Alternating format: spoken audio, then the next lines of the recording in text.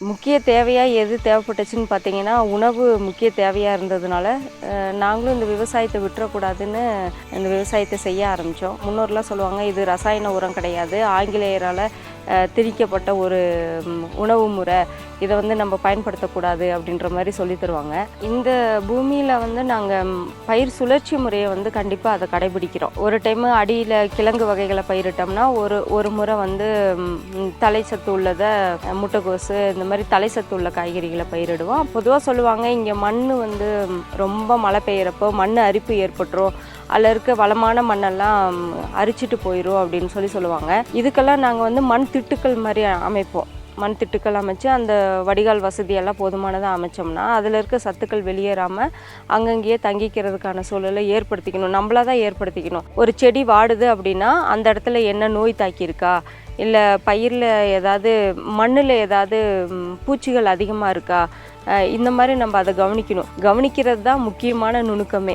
நம்ம எந்த அளவு மண்ணை கவனிக்கிறோமோ அதுதான் இங்கே இருக்கக்கூடிய முக்கியமான நுணுக்கம். இப்போ மக்கள் வந்து அதிகமாக விரும்புகிறது நம்மளோட மலை காய்கறிகளில் கேரட்டு, பீட்ரூட்டு, உருளைக்கிழங்கு, முட்டைகோசு, பட்டாணி, பீன்ஸு இந்த மாதிரியான ஆங்கில காய்கறிகள் தான் அதிகமாக விரும்புகிறாங்க. அது மக்களுக்கு அது பழக்கமாகவும் ஆயிடுச்சு. அவங்களோட வழக்கத்தில் இந்த காய்கறிகளை ஒரு உணவு தேவையாகவே அவங்க கொண்டு வந்துட்டாங்க. முன்னே ஒரு 5-6 ஏக்கரில் பயிர் செஞ்சுட்டு இருந்ததை இன்றைக்கி இந்த 1 ஏக்கருக்குள்ளே எங்களால் பயிர் செய்ய முடியுது. அதில் 5-6 ஏக்கரில் என்ன வருமானம் எடுத்தோமோ அந்த வருமானத்தை இந்த 1 ஏக்கரில் எடுக்கிறதுக்கான சூழல் வந்து இன்றைக்கி இருக்குது.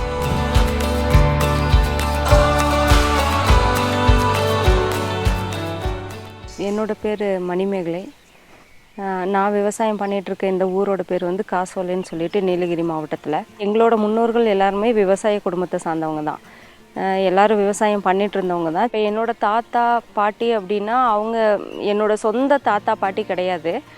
நாங்கள் வளர்ந்த வீடுன்னு சொல்லலாம். நான் சின்ன வயசில் வந்து எங்களோட வீடு வேற ஒரு கிராமத்தில் இருந்துச்சு. அங்கே வந்து இலங்கையிலேருந்து திரும்பின அகதிகள் அந்த தாத்தா பாட்டி வந்து இலங்கையிலேருந்து திரும்பினவங்க. ஆனால் பிறந்ததுலேருந்து அவங்க தான் அவங்கக்கிட்ட தான் நாங்கள் வளருவோம். இப்போ அவங்க பார்த்திங்கன்னா இலங்கையிலேருந்து இங்கே வரப்போ, தமிழ்நாட்டுக்கு வரப்போ அவங்க வந்து அங்கேருந்து கொஞ்சம் விதைகள், அப்புறம் மரக்கன்றுகள், அப்புறம் வந்து தானியங்களையெல்லாம் கொண்டு வந்தாங்க. அந்த தானியங்களையெல்லாம் வச்சு அதை அதிகமாக உற்பத்தி பண்ணணும்னு நினச்சாங்க. என்ன காரணம்னா, அங்கேருந்து இங்கே இவங்க பஞ்சம் பிழைக்க வந்தப்போ அவங்களுக்கு முக்கிய தேவையாக இருந்தது, இந்த தமிழ்நாட்டுக்கு போனால் நம்ம வாழ்கிறதுக்கு வீடு இருக்கும், வாசல் இருக்கும், எல்லாமே கிடைக்கும். ஆனால் உணவுக்கு என்ன பண்ணுவோன்னு அவங்க யோசிச்சுருக்காங்க. அப்போ அவங்க உணவுக்கு என்ன பண்ணணுன்னு யோசித்தப்போ ஒன்றும் வழி இல்லைன்றப்போ இங்கே இருக்க விதைகளையும் தானியங்களையும் இல்லைன்னா இங்கே இருக்கக்கூடிய மரக்கன்றுகளையும் நம்ம எடுத்துகிட்டு போனால் அங்கே நம்ம வளர்த்து நம்ம குழந்தைங்களோட பசி ஆற்றிட முடியும்னு அவங்க நினச்சி அங்கேருந்து அதை வந்து இங்கே கொண்டு வந்திருக்காங்க. அதை அவங்க அடிக்கடி எங்ககிட்ட சொல்லுவாங்க. இப்போ நாங்கள் அங்கேருந்து இங்கே வந்தோம், இங்கே வந்து நாங்கள் எங்களால் வாழ முடியும்னு ஒரு நம்பிக்கையை கொடுத்தது இந்த விதைகளும் இந்த மரக்கன்றுகளும் இங்கே உள்ள தானியங்களும் தான். அதனால் எப்பயுமே இந்த விவசாயத்தை நம்ம எப்படியாவது வளர்த்துடணும். நம்ம கையில் ஒரு பிடி விதை கிடைச்சாலும் அதை எங்கேயாவது ஒரு நடவு பண்ணிடணும், அதை நம்ம வளர்த்து எடுக்கணும்னு அவங்க சொல்லி கொடுத்தது தான். பின்னாட்களில் கூட நாங்கள் படித்து நல்லா ஆளாகி நல்ல ஒரு வேலைக்கு போனாலும் கூட எங்களுக்கு முக்கிய தேவையாக இருந்தது என்னென்னா நல்ல உணவு தான். நிறையா சம்பாதிப்போம், நிறையா வந்து ஆடம்பரமையாக வாழுவோம், எல்லாமே பண்ணுவோம். ஆனால் நம்மளுக்கு முக்கிய தேவையாக என்ன இருக்குதுன்னு பார்த்திங்கன்னா உணவு. அது வந்து சரியான உணவாக கிடைக்காது. நிறையா நேரங்களில் அதுக்கான கஷ்டமான சூழ்நிலையை நாங்கள் எதிர்கொண்டிருக்கோம். நல்ல உணவு கிடைக்காம, உடல் ஆரோக்கியம் இல்லாமல் நிறைய கஷ்டப்பட்டிருக்கோம். அப்போ தான் எங்களுக்கு திரும்பியும் இந்த விவசாயத்துக்குள்ளே போகணுன்ற எண்ணம் வந்து உருவாச்சு. அதிகமாக பார்த்திங்கன்னா விவசாய பூமி தான். அப்படி அந்த விவசாய பூமியில் நாங்கள் விவசாயம் பண்ணிகிட்ருக்கும் போது நாங்கள் படித்தோம், வெளியெல்லாம் வேலைக்கெல்லாம் போனோம். இருந்தாலும் எங்களுக்கு முக்கிய தேவையாக எது தேவைப்பட்டுச்சுன்னு பார்த்திங்கன்னா உணவு முக்கிய தேவையாக இருந்ததுனால நாங்களும் இந்த விவசாயத்தை விட்டுறக்கூடாதுன்னு இந்த விவசாயத்தை செய்ய ஆரம்பித்தோம். அவங்களோட வழிகாட்டுதல் பேரில் ஆரம்பத்துலேருந்தே அவங்க சின்னதுலேருந்து என்ன சொல்லி கொடுத்தாங்களோ அதை தான் நாங்கள் விவசாயத்துலேயே பண்ணிகிட்ருப்போம். இடையில வந்து இந்த ரசாயன உரங்கள் எங்கள் முன்னோர்லாம் சொல்லுவாங்க, இது ரசாயன உரம் கிடையாது, ஆங்கிலேயரால் திணிக்கப்பட்ட ஒரு உணவு முறை, இதை வந்து நம்ம பயன்படுத்தக்கூடாது அப்படின்ற மாதிரி சொல்லி தருவாங்க. அதனால் அப்போ இருந்தே நாங்கள் அதிகமாக வந்து ரசாயன உரங்களை வந்து பயன்படுத்த மாட்டோம். வீட்டில் இருக்கக்கூடிய மாட்டு சாணம், தொழு உரம், அப்புறம் சாம்பல், புண்ணாக்கு இதையெல்லாம் பயன்படுத்தி தான் ஆரம்ப காலத்துலேருந்து விவசாயம் பண்ணிகிட்ருக்கோம். அதையே தான் தொடர்ந்து இப்போவும் பயன்படுத்திகிட்ருக்கோம்.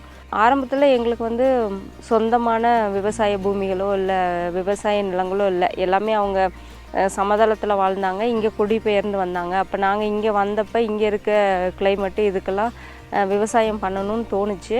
அப்போ நாங்கள் விவசாயம் பண்ணிகிட்ருக்கும் போது இங்கெல்லாம் குத்தகைக்கு வாங்கி நிலங்களை எல்லாம் பதப்படுத்தி இல்லைன்னா பக்குவப்படுத்தி விவசாயங்களை பண்ணிகிட்டு இருந்தோம்.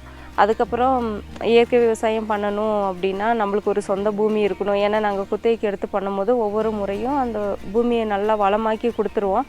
அப்போ அவங்க கொஞ்ச காலத்துலேயே அந்த பூமிக்கு சொந்தக்காரவங்க திரும்பி வாங்கிக்குவாங்க.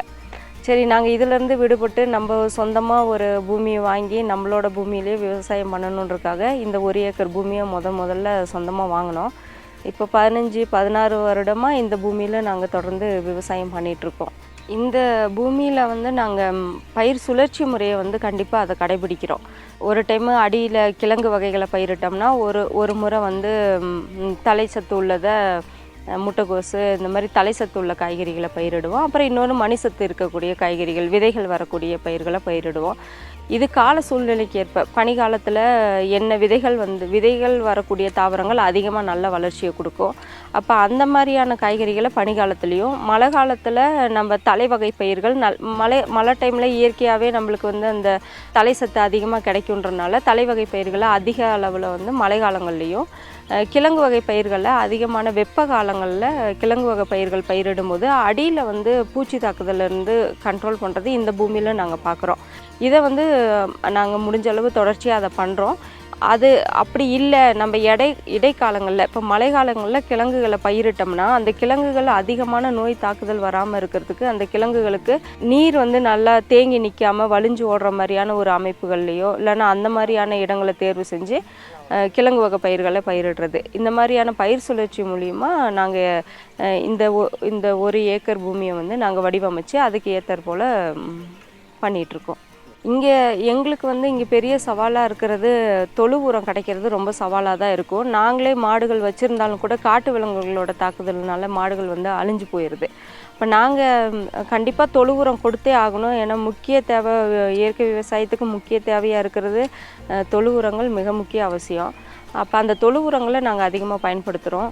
வளர்ச்சி ஊக்கியா, மீனமிலம், அப்புறம் பஞ்சகாவியா இது மாதிரியும் நாங்கள் பயன்படுத்திக்கிறோம். மலைப்பகுதிகளில் மண் வந்து பொதுவாக சொல்லுவாங்க, இங்கே மண் வந்து ரொம்ப மழை பெய்கிறப்போ மண் அரிப்பு ஏற்பட்டுரும், அதில் இருக்க வளமான மண்ணெல்லாம் அரிச்சிட்டு போயிடும் அப்படின்னு சொல்லுவாங்க. இதுக்கெல்லாம் நாங்கள் வந்து மண் திட்டுக்கள் மாதிரி அமைப்போம். மண் திட்டுக்கள் அமைச்சு அந்த வடிகால் வசதியெல்லாம் போதுமானதாக அமைச்சோம்னா அதில் இருக்க சத்துக்கள் வெளியேறாமல் அங்கங்கேயே தங்கிக்கிறதுக்கான சூழலை ஏற்படுத்திக்கணும். நம்மளாக தான் ஏற்படுத்திக்கணும். சில பகுதிகள் பார்த்தா சமதளமாக இருக்கும், ஒரு சில பகுதிகள் பார்த்தா மேடும் பள்ளமுமாக இருக்கும். அப்போ அந்த மேடாக இருக்க பகுதிகளில் நம்ம எப்படி அந்த மண் கீழே போகாமல் இருக்கணுன்றதுக்கு மண் திட்டுக்கள் அமைக்கிறது, கரையோரங்களில் வந்து வெட்டி வேர் போன்ற அந்த மாதிரியான புல்களை வந்து நடவு பண்ணுறது, இல்லைன்னா பெரிய வேர் விட்டு வளரக்கூடிய மரங்களை கரையோரங்களில் வைக்கிறது, இந்த மாதிரிலாம் பண்ணும்போது இந்த மண்ணை வந்து பாதுகாக்க முடியும். தினமும் வந்து அந்த மண்ணை வந்து நம்ம தொடர்ந்து பார்த்துக்கிட்டே இருக்கணும். இந்த மண்ணில் வந்து ஒரு செடி வாடுது அப்படின்னா அந்த இடத்துல என்ன நோய் தாக்கியிருக்கா, இல்லை பயிரில் ஏதாவது மண்ணில் ஏதாவது பூச்சிகள் அதிகமாக இருக்கா, இந்த மாதிரி நம்ம அதை கவனிக்கிறது தான் முக்கியமான நுணுக்கமே. நம்ம எந்த அளவு மண்ணை கவனிக்கிறோமோ அதுதான் இங்கே இருக்கக்கூடிய முக்கியமான நுணுக்கம். பெரும்பாலும் ரசாயன உரம் பயன்படுத்துகிற விவசாயிகள்கிட்ட ஒரு எண்ணம் இருக்குது. என்னென்னா, இயற்கை விவசாயத்தில் வந்து நம்மளோட உழைப்பு அதிகம்னு நினைக்கிறாங்க. உழைப்பை குறைச்சிட்டு நம்ம தொழிலில் லாபத்தை பார்க்கணுன்னு நினைக்கிறாங்க. அதனால ஏற்படக்கூடிய சிக்கல் தான் அது. ஆனால் ஒரு வகையில் பார்க்க போனால் கடின உழைப்புன்றது ரசாயன உரங்கள் பயன்படுத்தக்கூடிய விவசாயிகள் தான் அதிகமாக பண்ணுறாங்கன்னு நாங்கள் நினைக்கிறோம். ஏன்னா நாங்கள் பக்கத்தில் இருக்க விவசாயிகள் எல்லாத்தையுமே பார்க்குறோம். அவங்க அதிகமான அளவு ரசாயனங்களை தெளிக்கிறதுக்கு எடுக்கிற முயற்சியோ, இல்லைன்னா அதை குறிப்பிட்ட நேரத்தில் தெளிக்கணுன்றதுக்கு அதுக்கான எடுக்கிற முயற்சியோ, இல்லை பறிக்கிறப்ப ஏற்படக்கூடிய சிக்கல்கள், அப்புறம் அதுக்குள்ளே நோய் வந்துட்டால் அது அவங்களோட மனம் வந்து ஏற்படக்கூடிய படபடப்பு, இதெல்லாம் ரசாயன உரங்கள் பயன்படுத்துகிற விவசாயிகளுக்கு அதிகம். இயற்கை விவசாயிகளுக்கு அது ரொம்ப கம்மி. ஏன்னா அவங்களுக்கு தெரியும், என்ன தான் அதில் வந்து நம்ம பூச்சி தாக்குதலுக்கு மருந்தடித்தாலோ இல்லைன்னா வேறு என்ன பண்ணாலும் இயற்கை இயற்கைக்கு எதிராக எதுவுமே நடக்காது. இது சும்மா ஒரு கண் துடைப்புக்காக பண்ணக்கூடிய வேலை. இதை செய்கிறனால இதில் எந்த மாற்றமும் வராதுன்னு இயற்கை விவசாயம் செய்யக்கூடிய எல்லாருக்குமே அது வந்து புரிதல் இருக்கும். அதனால அவங்க வந்து அதை ஏற்றுப்பாங்க.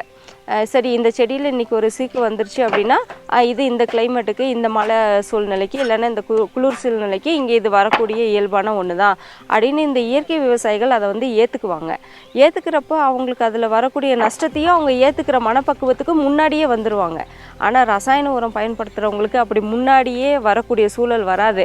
அவங்க எப்பயுமே அதை வந்து ஒரு பொருளாதார தேவையா இல்லைன்னா பணம் சம்பாதிக்கிற ஒரு விஷயமா பார்க்கறனால அதை வந்து அவங்களால ஏற்றுக்க முடியாமல் தங்களோட கையிலேருந்து அதிகமான அளவு நிதியை செலவு பண்ணி இழப்புகளை தான் சந்திக்கிறாங்க.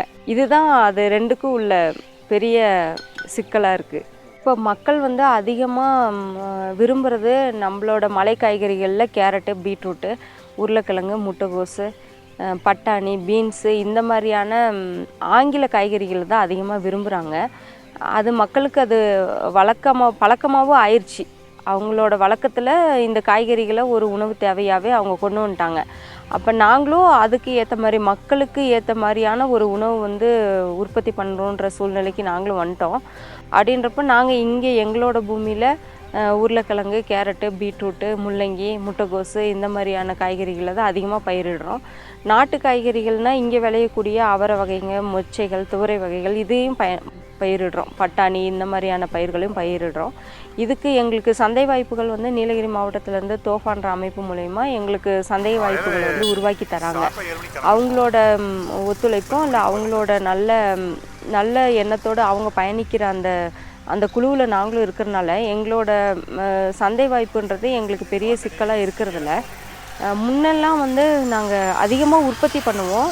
உற்பத்தி பண்ணி வெளி சந்தைகளுக்கு வந்து அதை அனுப்புவோம். அப்படி அனுப்புகிறப்போ நிறைய நஷ்டத்தை வந்து சந்திக்கிற மாதிரி ஆயிரும். ஏன்னா ரசாயன உரங்களுக்கு ஈக்குவலாக நம்மளோட காய்கறிகளை கொண்டு வந்து வைக்கும் போது நம்மளோட காய்கறிகளை வாங்குறத விட அந்த காய்கறிகளுக்கு தான் மக்கள் வந்து அந்த பளபளப்பும் இல்லை அதோட நிறமும் அந்த நிறத்துக்கும் அதோட காட்சிப்படுத்தலுக்கும் தான் முக்கியத்துவம் தருவாங்களோ ஒழிஞ்சு இதோட சுவைக்கும் இதோட ஆரோக்கியத்துக்கும் மக்கள் முக்கியத்துவம் கொடுத்து வாங்காமல் இருந்தாங்க. ஆனால் இன்றைக்கி அந்த நிலை மாறி இருக்குது. அந்த நிலைமை மாறி மக்கள் வந்து கொஞ்சம் விழிப்புணர்வோடு கொஞ்சம் நிறையா வாங்கிக்கவும் செய்கிறாங்க. அப்படின்றப்போ நாங்கள் முன்னே ஒரு 5-6 ஏக்கரில் பயிர் செஞ்சுட்டு இருந்ததை இன்றைக்கி இந்த 1 ஏக்கருக்குள்ளே எங்களால் பயிர் செய்ய முடியுது. அதில் 5-6 ஏக்கரில் என்ன வருமானம் எடுத்தோமோ அந்த வருமானத்தை இந்த 1 ஏக்கரில் எடுக்கிறதுக்கான சூழல் வந்து இன்றைக்கி இருக்குது. அடுத்த ரசாயன விவசாயி கூட கம்பேர் பண்ணால் எனக்கு இது வந்து ரொம்ப கம்மியாக தான் தோணும். ஆனால் நான் வந்து இதில் ஆரோக்கியமாக இருக்கேன். அதிகப்படியான உடல் உழைப்பை நான் கொடுக்க வேண்டிய சூழலில் என்னால் நல்லா ஆரோக்கியமாக இன்னும் ஒரு 10 வருஷத்துக்கோ இல்லை 20 வருஷத்துக்கோ என்னால் விவசாயம் பண்ண முடியும். ஆனால் ரசாயன உரத்தை நான் பயன்படுத்தினா என்னால் அவ்வளோ காலத்துக்கு விவசாயம் பண்ண முடியாது. இன்றைக்கி எனக்கு குறைஞ்ச வருமானம் கிடைக்கிது. குறைஞ்சதுன்னா இது எனக்கு போதுமான அளவு வருமானம் தான். இதுலேயும் நான் வந்து என்னோடய பூமியை வந்து சரியாக வடிவமைச்சு இன்னும் நிறைய பல பயிர்கள் பண்ணி அதிகமான மகசூல் கொண்டு போகிறதுக்கு என்னால் முடியும். இதை நான் பண்ணால் இன்னும் வருமானத்தை வந்து அதிகரிக்க முடியும். அப்போ ரசாயன விவசாயிகள் கூட நான் கம்பேர் பண்ணும்போது என்னோடய விவசாயத்தில் வருமானம் கம்மி அப்படின்னு நான் என்றைக்குமே நினச்சதில்ல. இந்த வருமானம் எனக்கு போதுமானது. ஏன்னா நான் ஆரோக்கியமாக இருக்கேன், என் குடும்பம் ஆரோக்கியமாக இருக்குது. இன்னும் பல காலத்துக்கு என்னால் வேலை செய்ய முடியும். இந்த வருமானத்தை என்னால் எடுத்துக்க முடியும். என்னோடய குழந்தைங்களுக்கும் இந்த விவசாயத்தை சொல்லிக் கொடுக்க முடியுன்ற அந்த நம்பிக்கை இருக்குது. கேரட்லாம் ரசாயன உரத்தை விட அதுக்கு ஈக்குவலாகவே நாங்கள் எடுத்திருக்கோம். கேரட்டு, பீட்ரூட்டில் ரசாயன உரத்தை விட அதிகமாக எடுத்திருக்கோம். அப்படியெல்லாம் இல்லாமல் அதுக்கு இணையாகவே எங்களால் ஈல்டு வந்து எடுக்க முடியுது. அதே மாதிரி பட்டாணி, பீன்ஸு இதிலெல்லாம் ரசாயன உரத்தை விட எங்களுதில் அதிகமான அளவு ஈல்டு வந்து நாங்கள் எடுத்திருக்கோம். கெமிக்கலில் வந்து ஒரு 100 கிராம் கேரட் விதை போட்டாங்கன்னா 800லேருந்து 1500 கிலோ அப்படி சொல்லுவாங்க. நாங்கள் கண்டிப்பாலும் 800லேருந்து 1000 கிலோலாம் எடுத்திருக்கோம். ஒரு டைமுக்கு அந்த மாதிரி எடுத்திருக்கோம். அப்புறம் பட்டாணியெல்லாம் நல்ல வளர்ச்சி வந்திருக்கும். அவங்க 1 கிலோ பட்டாணிக்கு 100 கிலோன்னு சொல்லுவாங்க. ஆனால் 120 கிலோவில் நாங்கள் எடுத்திருக்கோம். என்னை சுற்றி என் கிராமத்தில் இருக்க மக்களே வந்து நிறைய பேர் இயற்கை விவசாயத்துக்கு மாறியிருக்காங்க. நாங்களும் நிறைய இயற்கை விவசாயிகளை வந்து அறிமுகப்படுத்தியிருக்கோம். இல்லைன்னா இயற்கை விவசாயத்துக்குள்ளே நாங்கள் கொண்டு வந்திருக்கோம். அந்த மாதிரி இன்னமும் தொடர்ந்து எங்கள் கூட அதை புரிஞ்சுக்கிட்டு எங்கள் கூட வந்தவங்க நிறைய பெண் விவசாயிகள் வந்து நிறைய பேர் சின்ன சின்னதாக அவங்க வீட்டு தேவைக்கோ இல்லை அந்த அவங்க வீட்டுக்கு முன்னாடியோ இல்லை சின்னதாக ஒரு மாடி தோட்டம் மாதிரியாவது அமைச்சு அவங்க விவசாயம் பண்ணுறதை நாங்கள் இன்றைக்கும் பார்க்குறோம். அவங்களும் தொடர்ந்து சந்தைப்படுத்துறதுக்கு நாங்கள் வாய்ப்புகளை உருவாக்கி தரோம். விவசாயம் வந்து ஒரு தொழில் இல்லை, நம்மளோட மரபு முறை, அது நம்மளோட வாழ்வியல், நம்மளோட அன்றாட தேவை. இதை வந்து ஒரு தொழிலாக பார்க்க வேண்டாம், இது ஒரு வேலையாக பார்க்க வேண்டாம். என்னோட அன்றாட கடமையில் இதுவும் ஒன்றுன்னு பார்த்தோம்னா எல்லாரும் விவசாயம் வந்து பண்ணலாம். அடுத்த தலைமுறைக்கு விவசாயத்தை எப்படியாவது கொண்டே சேர்த்துடணும். அது ரொம்ப இலகுவான முறையில் அவங்க அதை பார்க்க பழகணும். ஜென்ரேஷன் கேப்புன்னு தான் சொல்லணும். நம்மளுக்கு முன்னாடி இருந்த தலைமுறை வரைக்கும் விவசாயத்தை அவங்க ஒரு தொழிலாக பார்க்கல. அதனால அவங்களோட வாழ்வியலில் இது ஒரு அங்கமாக இருந்துச்சு. நாள்தோறும் செய்யக்கூடிய ஒரு பணியில் விவசாயத்தையும் ஒன்றா பார்த்தாங்க. மாட்டு தொழுவத்தை கழுகுறது, இல்லை மாட்டோட சாணத்தை அள்ளுறது, வீட்டுக்கு சாணத்தை கொண்டு மொழுகிறது, இல்லைன்னா விவசாய பூமியில் இருக்க ஒரு காய்கறிகளை அறுவடை பண்ணுறது, ஒரு விதை நடவு பண்ணுறது, இது எல்லாமே தொழிலாக யாருமே பார்த்து செய்யலை. ஒரு குடும்பத்தில் எல்லாரும் சேர்ந்து தான் அந்த வேலையை செய்வாங்க. நம்ம முன்னிருந்த ஜென்ரேஷனில் நம்ம பார்த்துருக்கலாம். எல்லாருமே ஒரு தோட்டத்தில் இன்றைக்கி எங்கள் வயலில் நடவு அப்படின்னா அந்த தோட்டத்தில் அந்த குடும்பத்தில் இருக்க எல்லாரும் தான் வேலை செய்வாங்க. இன்றைக்கி அது மாறிடுச்சு. அதுக்கான காரணம் நம்மளோட முன்னோர்கள், நாமளும் தான். நம்மளோட முன்னோர்கள்லாம், என்னோட அம்மா அப்பாலாம் என்ன சொன்னாங்க, நீங்கள் வந்து நல்லா படித்து நல்ல ஒரு வேலைக்கு போகணும், நல்ல ஒரு வேலைக்கு போகணும் அப்படின்னு இந்த விவசாயத்திலேருந்து நம்மளை வந்து பின்னோக்கி தான் கடத்தியிருக்காங்க. நம்ம நினைக்கிறோம் நம்மளை முன்னாடி தள்ளியிருக்காங்க, நம்ம நல்லா வாழ்கிறதுக்கான வழியை காமிச்சிருக்காங்கன்னா அது வந்து இல்லை. முற்றிலுமே அது தவறான ஒரு விஷயம். நம்மளை பின்னாடி தள்ளிட்டாங்க. இது வந்து உங்களோட வேலை இல்லை, எங்களை மாதிரி நீங்கள் மண்ணில் கஷ்டப்பட வேண்டாம், நீங்கள் வந்து இங்கேருந்து வெளியே போயிருங்க, எங்கேயாவது படிச்சுட்டு நல்ல ஒரு வேலைக்கு போயிருங்க அப்படின்னு. எது நல்ல வேலைன்றதை நம்ம ஃபஸ்ட்டு புரிஞ்சுக்கணும். நல்ல உணவு, நல்ல உடை, நல்ல இருப்பிடம் மட்டும்தான் நல்ல ஒரு வாழ்க்கை. அப்போ அதை நம்ம புரிஞ்சுக்கணும் அப்படின்னா நல்ல ஒரு பூமி நம்மளுக்கு இருக்கணும், நம்மளுக்கு ஒரு நல்ல ஒரு விவசாயம் பண்ணக்கூடிய ஒரு சூழல் இருக்கணும். அதை இலகுவாக மற்றவங்களுக்கோ இல்லை நம்ம குடும்பத்தில் இருக்கவங்களுக்கோ நம்ம சொல்லி கொடுக்கணும். விவசாயன்றது கஷ்டம்னு சொல்லி கொடுத்ததுனால தான் இவ்வளோ தூரம் நம்ம பின்னாடி போயிட்டோம். விவசாயம் என்றைக்கு இலகுவான ஒன்றுன்னு நம்ம சொல்லி கொடுக்க ஆரம்பிக்கிறோமோ அன்னைக்கு இந்த மாற்றம் வந்து உருவாகும்னு நினைக்கிறேன். அதை நோக்கி தான் எங்களோட பயணம் இருக்குது. விவசாயன்றது ரொம்ப எளிமையான விஷயன்றதை நாங்கள் சொல்லித்தரோம். இப்போ எங்கள் தோட்டத்தில் வேலை செய்யக்கூடிய, இல்லைன்னா என்னோடய சக விவசாயிகள், நான் எப்பயுமே என்னோடய தோட்டத்தில் வேலை இருக்கவங்கள வந்து நாங்கள் என்ன சொல்லுவோன்னா அவங்க என்னோடய சக விவசாயிகள் தான் சொல்லுவேன். அவங்க எல்லோரும் பார்த்திங்கன்னா படிச்சுட்டு எல்லாருமே இளம் வயதில் இருக்கக்கூடிய பெண்கள் தான் அதிகமாக இருப்பாங்க. அவங்க எல்லாத்துக்குமே இங்கே வந்தால் ஒரு மன மகிழ்ச்சி இருக்குது. என்னோட இந்த பூமிக்கு வந்து அவங்க வேலை செய்யும் போது அவங்க அதை வந்து மகிழ்ச்சியாக பார்க்குறாங்க. நான் ஒரு நாள் லீவ் விட்டால் கூட, ஏன் லீவ் விட்டுறீங்க, நம்ம இன்றைக்கி இந்த வேலையை செஞ்சிடலாம் அப்படின்னு ஆர்வமாக தான் கேட்பாங்க. அதுக்கு என்ன முக்கிய காரணம்னா அவங்களுக்கு அதை வந்து கஷ்டமாக நான் காமிக்கலை. விவசாயன்றது ரொம்ப இலகுவான ஒரு வேலை அப்படின்னு நான் அவங்களுக்கு காமிச்சிருக்கேன். அதனால இன்றைக்கி நீங்கள் இங்கே பார்க்கலாம், எவ்வளோ குளிரான ஒரு சூழ்நிலை. இந்த சுற்றி இருக்கக்கூடிய கிளைமேட் பாருங்கள், அவ்வளோ மழையும் காற்றுமா இருக்குது. ஆனாலும் இன்றைக்கி என்னோடய பூமியில் எல்லோரும் நாங்கள் வேலை செய்ய வரோம், நம்ம நாற்று போடலாம் அப்படின்ற ஒரு உணர்வு அவங்களுக்குள்ளே வருதுன்னா இது இலகுவான ஒரு செயல்ன்றது அவங்க புரிஞ்சுக்கிறாங்க. அப்போ நம்ம எல்லாத்துக்கும் ஒரு கடமை இருக்குது. விவசாயன்றது கஷ்டமான ஒரு தொழிலுன்னு நம்ம பழக்கக்கூடாது. அது இலகுவான ஒரு தொழில் தான். அது நம்மளால் செய்ய முடிகிற ஒரு விஷயந்தான்னு நம்ம என்னைக்கு அதை புரிஞ்சுட்டு செயல்படுத்துகிறோமோ அதை அன்றைக்கி வெற்றி அடையும்னு நினைக்கிறோம். அதை நோக்கி தான் எங்களோட பயணமும் இருக்குது.